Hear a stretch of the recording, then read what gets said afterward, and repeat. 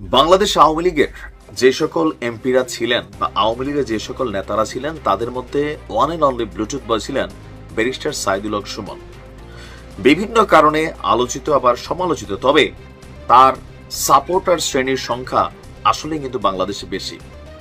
দলমত নির্বিশেষে ব্যারিস্টার সুমন বাংলাদেশের মানুষের কাছে জনপ্রিয়তা পেয়েছিলেন, তবে পলিটিক্যাল অনেক বক্তব্যে, বিশেষ করে জুলাই আগস্ট অভ্যুত্থানের শেষ দিকে এসে ওনার বেশ কিছু বক্তব্যের কারণে তিনি কিন্তু ফেঁসে গেছেন।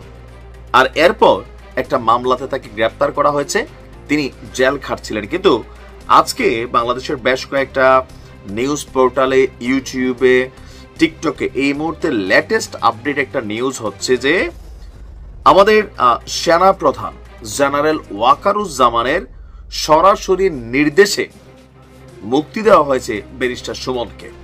আর হত্যা মামলায় কারাগারে থাকা এই সংসদ সদস্যের মুক্তির একটা ভিডিও আমরা সোশ্যাল মিডিয়াতে দেখছি, যে তিনি একটা প্রাডো টাইপের গাড়িতে ঘুরছেন, গলার মালা, তারপর মানুষ তার পেছনে হাজার হাজার।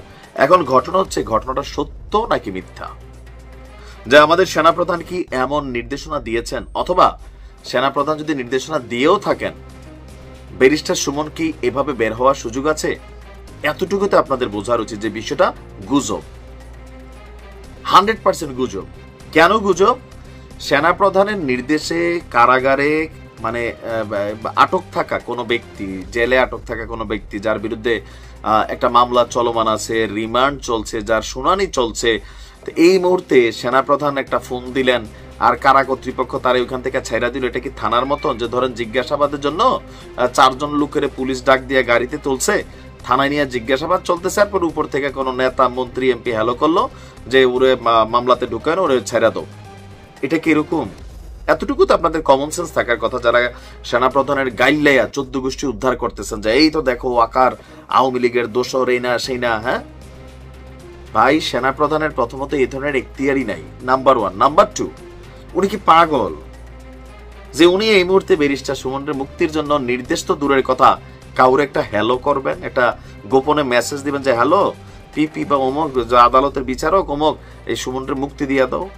পাগল ছাড়া এটা তো কেউ করার কথা না। উনি রানিং সুস্থ একজন মানুষ, সেনাবাহিনীকে লিড করছেন। আজকে তিনি মাত্র কাতার থেকে বাংলাদেশে আসছেন, কাতার থেকে বাংলাদেশে আইসাই এই লোক এরকম দুঃসংবাদের মধ্যে পড়ছে। তবে যারা বুঝের তারা কিন্তু বুঝা গেছেন। বাংলাদেশে পাড়া দিয়ে তিনি দেখলেন যে উনি নাকি ফোন কইরা হ্যালো কইরা ব্যারিস্টার সুমনের মুক্তি দিয়ে দিচ্ছেন। তো এই বিষয়গুলা আসলে এক শ্রেণীর কন্টেন্ট ক্রিয়েটাররা আছে, তবে আমরা মনে করি এদেরকে আইনের আওতায় আনা উচিত। অনেক স্পর্শকাতর ইস্যু এইভাবে রাতারাতি ভাইরাল হয়ে যায়, যেটা বাস্তবতার সাথে টোটালি ভিন্ন একটা চিত্র। কিছু ভিউ পাওয়ার আশায়, কিছু মানে কি বলে যে মানুষকে বিভ্রান্ত করার আশায়, গুজব ছড়ানোর আশায়, দেশে একটা অস্থিতিশীল পরিস্থিতি তৈরি করার আশায়। কালকে দেখবেন এরকম একটা নিউজ চলে আসতে পারে, দেশে ফিরতে খালেদা জিয়াকে গ্রেপ্তার। হ্যাঁ হইতে পারে, মানে মানুষের একাংশ বিশ্বাস করবে। কেন করবে বুঝে ভিডিওটা শেষ করি। আওয়ামী লীগ পতনের পর বেশ কয়েকটা ভাইরাল ভিডিও, গুজব ভিডিও ছড়ানো হয়েছিল। একটার মধ্যে বলা হয়েছে যে ডক্টর মোহাম্মদ ইউনূসকে ট্রাম্পের একটা ভিডিও ডাবিং করা, যে ইউনূসকে সরানোর নির্দেশ দিছে, শেখ হাসিনাকে প্রধানমন্ত্রী করে বাংলাদেশে আনার নির্দেশ দিছে।